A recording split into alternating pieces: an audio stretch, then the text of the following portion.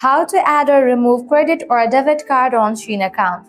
Hello everyone, this is Lisa from Create, Login and Delete. Now let's get started.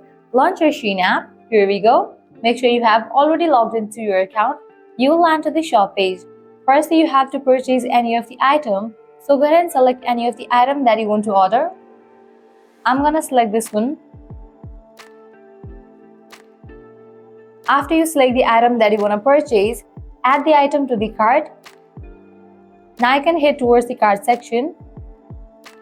After you land to the cart section, click on the option of checkout. And then scrolling down, you'll find the section of payment method. Now from here, you can easily add or remove debit or credit card on your Shein account. If you want to add, just check in for the option of credit or debit card. Then click on the option of continue. Now at the very top, you'll find the payment section. Over here, you can type in your credit or debit card details. Firstly, type in your card number, then type in the expiry date and then CVV. After you fill this, you can just scroll and check all the details and proceed to confirm your order. But in the case you want to remove your credit or debit card, all you have to do is clear all these details in this way and click on done. Well, this way you can easily add or remove credit or debit card on Shein account. This was really simple and quick process.